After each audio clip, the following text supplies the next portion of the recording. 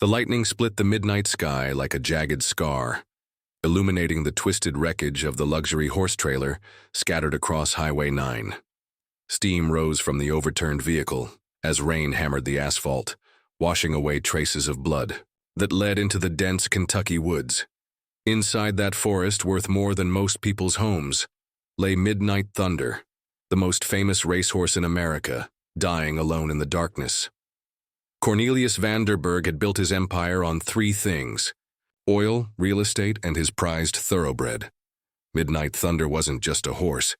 He was a living legend worth $12 million, the winner of the Triple Crown, and the crown jewel of Vanderburg's racing stable. The billionaire had been transporting his champion to a breeding facility when the storm struck with unprecedented fury. The driver never saw the falling oak tree that sent the trailer careening off the road. When the dust settled and emergency crews arrived, they found the driver unconscious but alive. The horse was nowhere to be found, having somehow escaped through a gaping hole torn in the trailer's side. With dawn breaking and the storm finally passing, search teams combed the forest, but the dense undergrowth and rugged terrain made their efforts futile. Vanderburg arrived by helicopter, his weathered face etched with desperation. "Find my horse," he commanded the search coordinator, his voice cracking with emotion he rarely showed. "Whatever it costs, find him." But as hours turned to days, hope began to fade. The insurance company prepared to write off the loss. The media declared Midnight Thunder dead. Vanderburg's empire stock prices plummeted as investors lost confidence. 3 miles deeper in the forest than anyone had searched, beyond where rescue teams believed an injured horse could travel. Midnight Thunder lay trapped beneath a fallen branch. His left foreleg was shattered, his magnificent black coat matted with blood and mud. Every breath sent waves of agony through his body.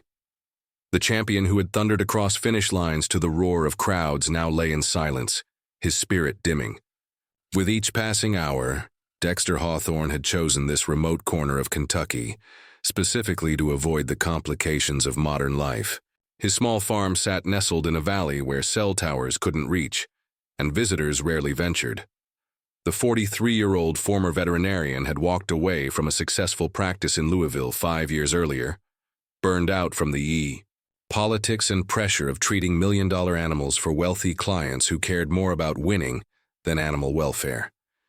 Now he lived simply, raising a handful of rescue horses and growing enough vegetables to sustain himself. His weathered hands, once steady enough to perform delicate surgeries, now found peace in the simple rhythm of farm work. He'd traded his luxury truck for a beat-up pickup, his downtown condo for a modest farmhouse that needed constant repair, and his designer clothes for well-worn jeans and flannel shirts. On the morning of the 4th day after the accident, Dexter was checking his fence line when he heard it, a sound so faint he almost dismissed it as wind through the trees. But years of veterinary training had taught him to distinguish between natural forest sounds and the labored breathing of an animal in distress. Following the sound deeper into the woods than he'd ever ventured, his heart stopped when he saw the magnificent creature trapped beneath the debris. "Easy, boy," Dexter whispered, recognizing immediately that this was no ordinary horse. Even in his battered condition, the animal's breeding was unmistakable. The refined head, the powerful shoulders, the bearing of a champion. But more than that, Dexter saw something that made his decision instant and irreversible. The horse was still fighting to live. Dexter's mind raced as he assessed the situation. The horse was severely dehydrated, his injured leg was infected, and shock was setting in. Without immediate intervention, the animal would be dead within hours. But moving a 1,000-pound thoroughbred with a broken leg through dense forest seemed impossible for one man working alone. "I'm going to help you," Dexter said softly, his veterinary instincts overriding years of self-imposed exile from his former profession. "But you're going to have to trust me." He sprinted back to his farm, gathering supplies with the efficiency of someone who had faced countless emergencies. His truck bounced and lurched over the rough terrain as he drove as close to the trapped horse as possible. Loading his all-terrain vehicle with medical supplies, rope, and a portable winch, he raced against time and his own doubts. The horse's eyes followed Dexter's movements as he carefully removed the debris pinning the animal down. Years of working with injured animals had taught him that panic could kill faster than any injury. He spoke continuously in low, soothing tones while he worked, explaining each step as if the horse could understand. "That's it. Easy now. I know it hurts, but we're going to get through this together." Using a combination of the winch, carefully placed ropes, and sheer determination, Dexter managed to free the horse and create a makeshift sled. The journey back to his farm took 4 grueling hours, with frequent stops to check the animal's condition and adjust the improvised transport. By the time they reached his barn, Dexter was exhausted but focused. His small veterinary kit seemed inadequate for the scope of injuries, but he worked with what he had. The leg required immediate surgery to prevent infection from spreading, and the horse needed IV fluids and antibiotics he didn't possess. That's when Dexter made a decision that would change everything. Despite his desire to remain hidden from his past life, he called his former partner, Dr. Marlowe Kensington, who still practiced in Louisville. "Marlowe, it's Dexter. I know we haven't spoken in years, but I need help. I've got a severely injured thoroughbred, and if I don't operate tonight, he's going to die." Dr. Kensington had never forgiven Dexter for abandoning their partnership, but the urgency in his former colleague's voice bridged years of resentment. "What do you need?" Within 3 hours, a medical supply truck was navigating the dark country roads to Dexter's farm. Marlowe arrived with it, her eyes widening when she saw the patient. "Dexter, this isn't just any horse. Look at those bloodlines, that confirmation. This animal is worth millions." "Right now, he's worth exactly what any life is worth," Dexter replied, already scrubbing for surgery. "Are you going to help me save him or not?" The operation lasted 6 hours. Working by the light of battery-powered surgical lamps in Dexter's converted barn, the 2 veterinarians fought to save not just the horse's leg, but his life. Marlowe's city-refined skills combined with Dexter's intuitive understanding of animal psychology proved to be exactly what the situation demanded. As dawn broke over the Kentucky hills, the horse was stable. His leg was secured in a cast. IV lines delivered life-saving medications, and for the first time in days, his breathing was steady and strong. "He's going to make it," Marlowe said, exhaustion evident in her voice. "But Dexter, you realize what you've done, don't you? This horse has been all over the news. Cornelius Vanderburg is offering $1 million reward for information about his whereabouts." Dexter looked at the sleeping animal, peaceful now in a clean stall with fresh water and hay within reach.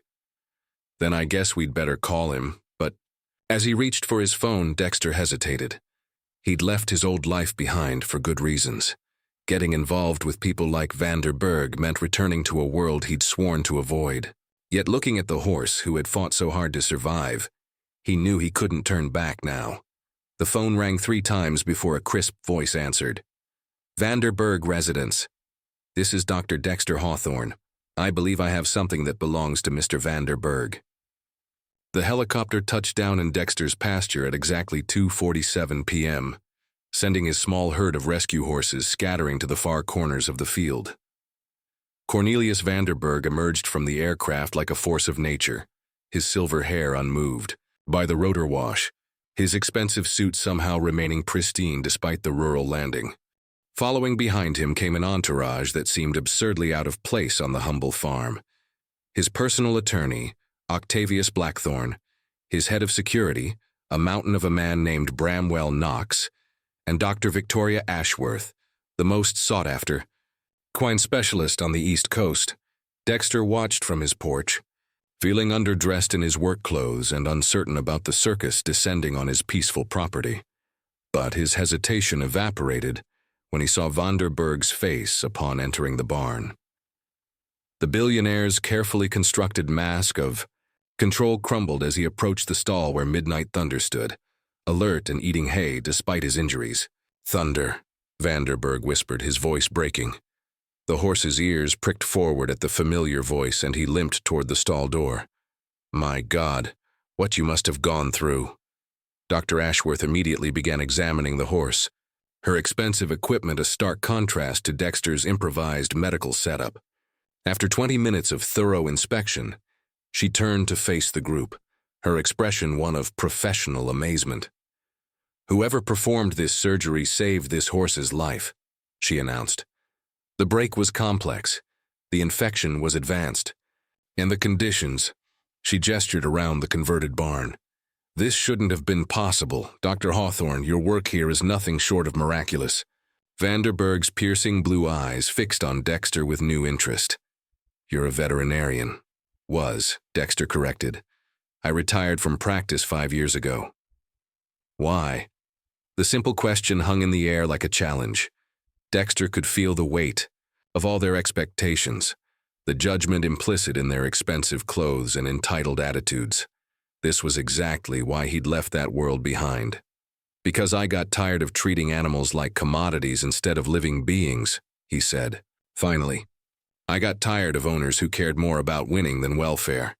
Instead of offense, Vanderberg's face showed something unexpected: respect. "And yet you saved Thunder when you could have let him die, when you could have claimed the insurance. Reward for finding his body. Why?" Dexter looked back at the horse, who was watching their conversation with intelligent eyes. "Because he wanted to live. Because every life has value beyond what someone's willing to pay for it." Octavius Blackthorne stepped forward, clearing his throat importantly. "Mr. Vanderberg, we should discuss the reward and—" "Shut up, Octavius." Vanderberg's command was quiet but absolute. He continued studying Dexter with the intensity that had built his billion-dollar empire. "Dr. Hawthorne, I have a proposition for you. I'm not interested in returning to—" "Hear me out." Vanderberg raised a hand. "Thunder's racing days are over. That leg will heal, but he'll never run competitively again. However, his breeding potential is enormous. His bloodline is worth preserving, and he'll need specialized care for the rest of his life." Dexter waited, sensing there was more coming. "I want to buy your farm," Vanderberg continued. "Not to tear it down, but to expand it. I want to create a rehabilitation center here, with you as the head veterinarian. A place where injured racehorses can recover with dignity, where their welfare comes before their earning potential." The offer hung in the air like morning mist. Dexter's rescue horses grazed peacefully in the distance, unaware that their simple world was about to transform completely. "I've seen how Thunder responds to you," Vanderberg pressed on. "He trusts you in a way he's never trusted anyone, including me. That kind of connection can't be bought or trained. It's worth more than all my money." Dr. Ashworth nodded in agreement. "The horse's recovery will require months of careful monitoring. Moving him now could undo all the progress made. Frankly, I think he'd do better staying here with Dr. Hawthorne than in any facility I could recommend." Bramwell Knox, who had remained silent throughout the exchange, finally spoke.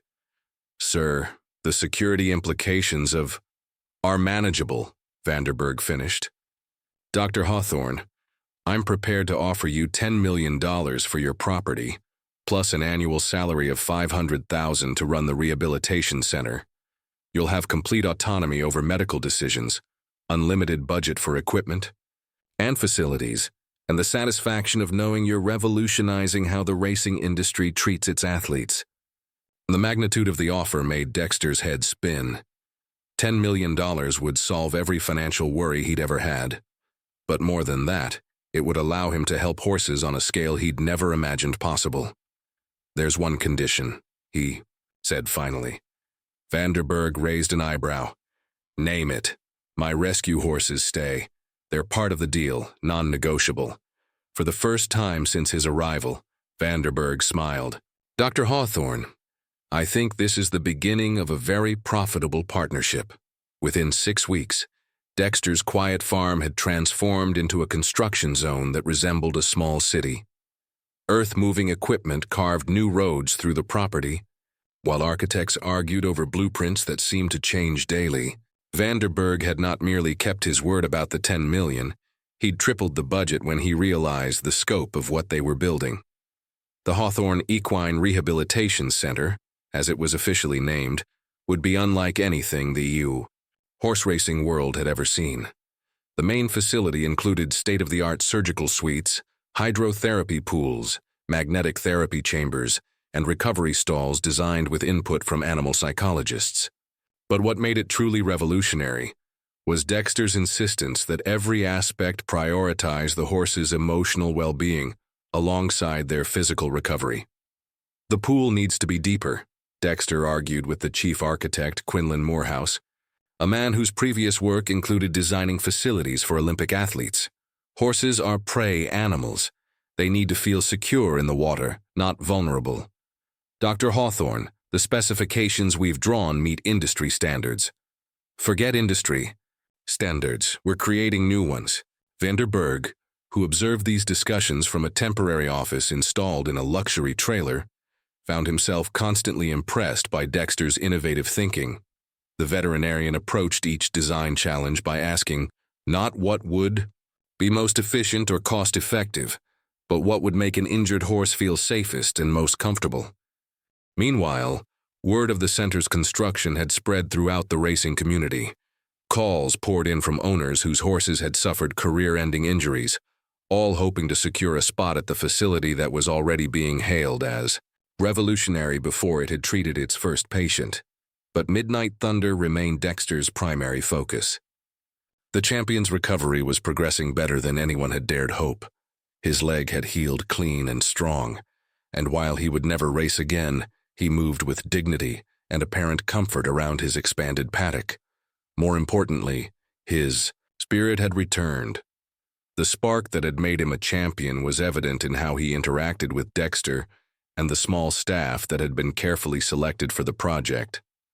Dr. Ashworth visited weekly, documenting Thunder's progress and marveling at the horse's condition. His muscle tone is actually better than it was before the accident, she told Vanderberg during one visit. Whatever Dr. Hawthorne is doing, it's working miracles. The secret wasn't complicated. Dexter treated each horse as an individual, spending hours observing their behavior, understanding their fears, and developing personalized recovery programs. Thunder, he discovered, responded best to routine and gentle challenges. Each day brought small goals, walking a bit farther, standing calmly for medical procedures, or simply accepting the presence of construction workers without anxiety. The media attention was overwhelming. News crews from around the world descended on the small Kentucky town, drawn by the story of the billionaire's champion horse and the hermit veterinarian who had saved him. But Dexter insisted on controlling access to the animals, refusing to allow Thunder or any of the other horses to become spectacles. These animals have been through enough trauma, he told Cornelius during one of their daily evening conversations. Recovery requires peace, not circus acts. Vanderberg, who had built his fortune partly through masterful media manipulation, found himself respecting Dexter's fierce protectiveness of his patients. It was a reminder of why he'd been drawn to the quiet veterinarian in the first place. The first external patient arrived on a Tuesday morning in October. Starlight Princess, a 5-year-old mare who had shattered her cannon bone during a training run, was transported from a facility in California where she'd been languishing for months with little improvement. Her owner, casino magnate Bridgerton, Hayes, had spent nearly $1 million on her treatment with minimal results. Dexter's assessment took 3 hours. He watched the mare move, studied her behavior, and observed how she interacted with different people and environments. His conclusions challenged everything her previous doctors had recommended.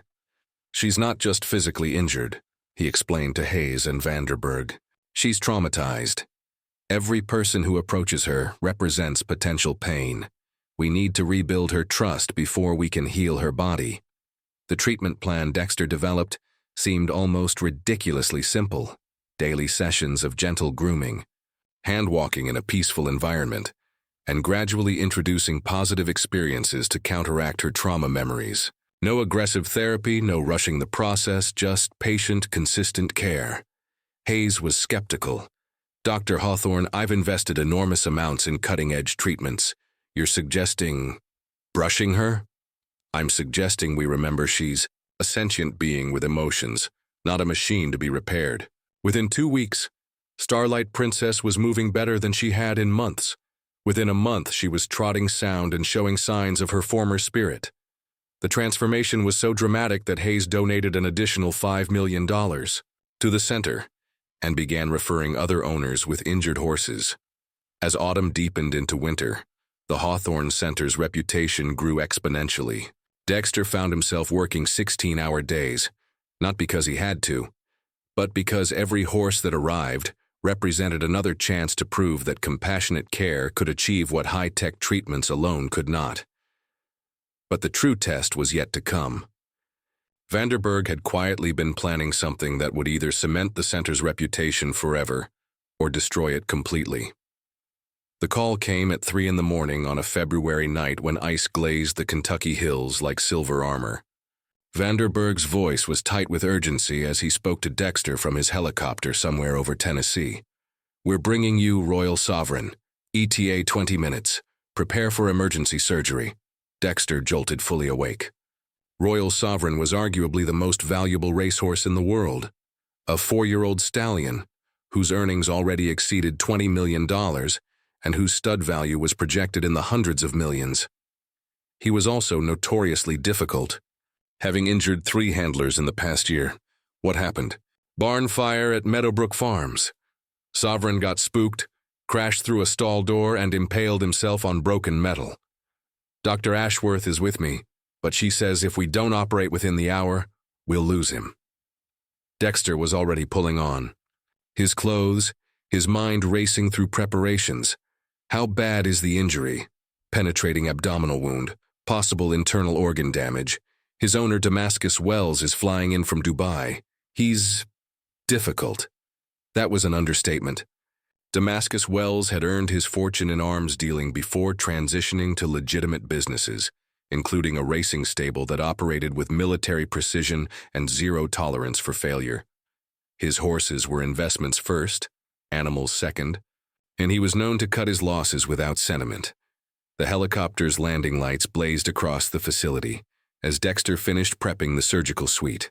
Vanderburg emerged carrying one end of a stretcher, while Dr. Ashworth monitored the horse's vital signs from the other end.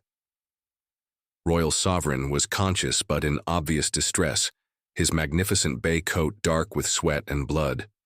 The wound was worse than described. The jagged metal had penetrated deep into the horse's abdomen, narrowly missing vital organs, but causing extensive tissue damage and dangerous bleeding. As they moved Sovereign into the surgical suite, Dexter could see intelligence and fear warring in the stallion's eyes. "He's fighting the sedation," Dr. Ashworth warned. "His adrenaline levels are off the charts." Dexter approached the horse slowly, speaking in the same calm tones he'd used with Midnight Thunder months earlier. "Easy, big fellow.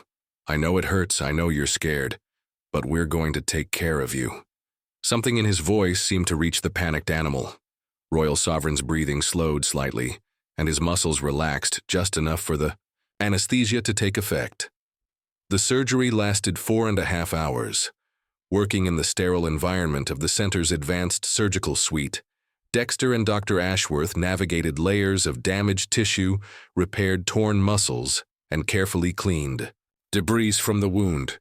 The operation required every skill Dexter had developed over his career, combining technical precision with an intuitive understanding of equine anatomy. Damascus Wells arrived as they were closing the incision. The arms dealer turned horse owner was everything Vanderburg had warned about. Cold, calculating, and utterly focused on the bottom line. "What are his chances?" Wells demanded without preamble. "The surgery was successful," Dr. Ashworth replied diplomatically. "The next 48 hours will be critical. I need percentages, not platitudes. Will he race again? Will he be able to stand at stud?" Dexter looked up from checking Sovereign's post-operative vital signs. "He's alive. That's what matters right now." Wells's pale eyes fixed on him with laser intensity. "Dr. Hawthorne, I've invested $37 million in this animal. His insurance value alone exceeds $50 million. I need to know if you can restore him to full capability, or if I should make other arrangements." The implication was clear. If Royal Sovereign couldn't return to his previous earning potential, Wells would have him euthanized for the insurance, Money. Give me 6 months, Dexter said quietly. 3 months. After that, if he's not sound enough to race, we end this. Vanderberg started to object, but Dexter nodded acceptance. 3 months.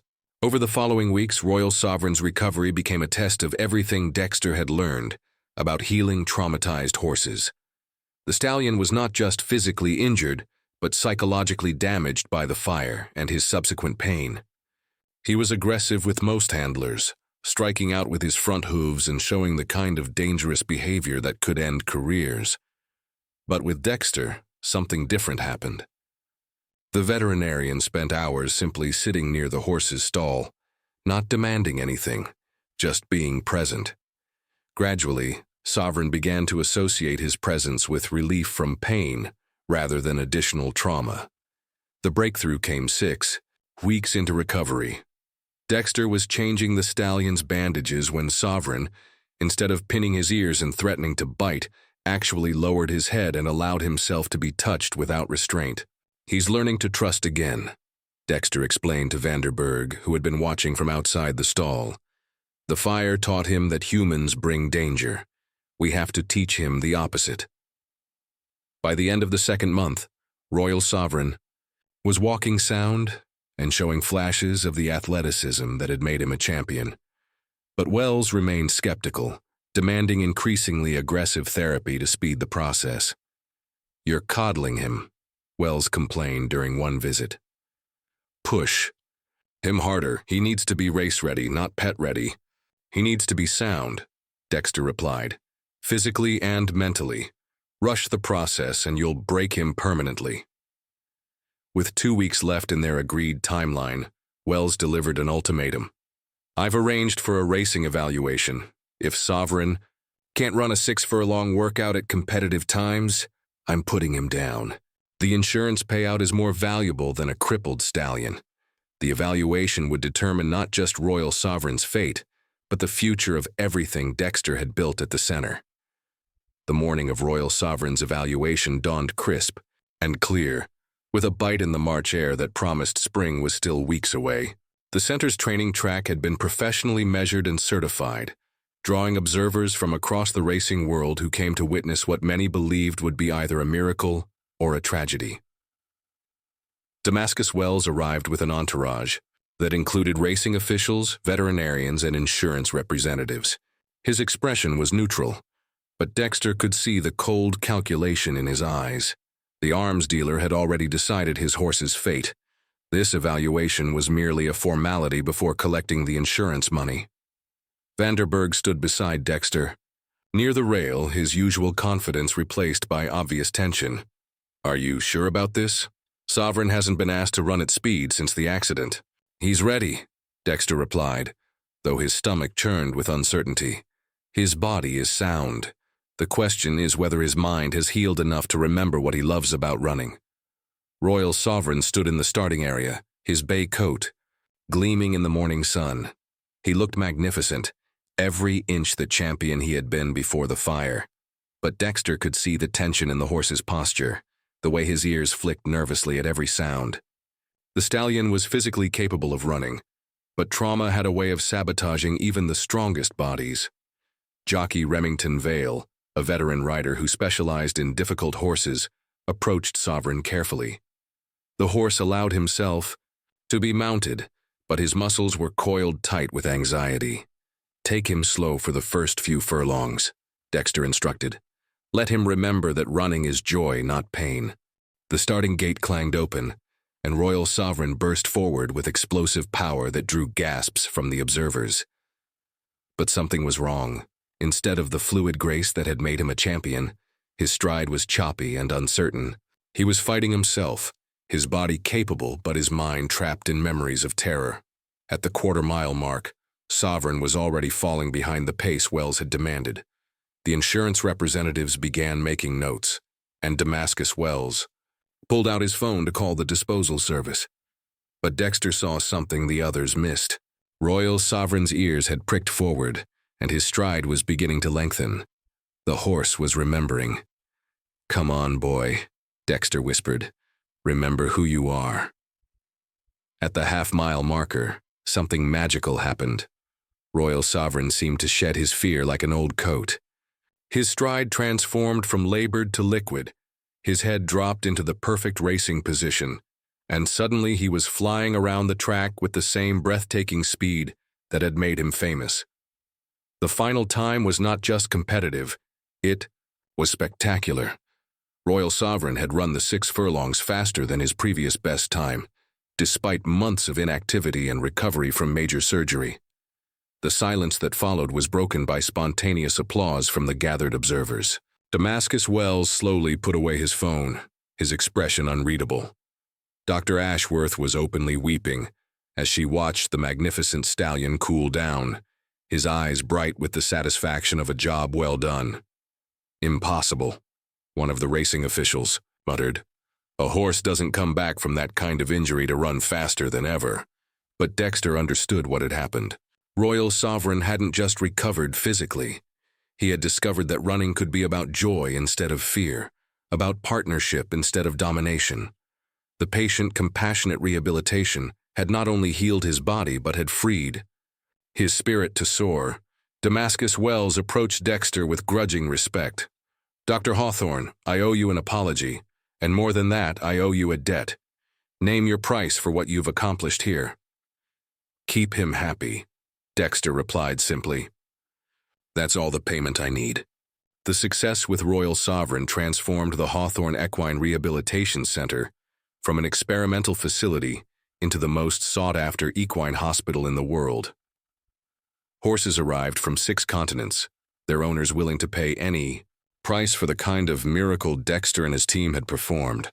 But the real miracle was quieter and more personal. Midnight Thunder, the horse whose rescue had started everything, had found his new purpose as a therapy horse, helping newly arrived patients overcome their own trauma. His gentle presence and survivor's wisdom seemed to communicate to other horses that healing was possible. Vanderberg, meanwhile, had discovered something more valuable than all his billions: the satisfaction of creating something meaningful rather than simply profitable. The rehabilitation center had become his legacy, proof that business success could serve a higher purpose.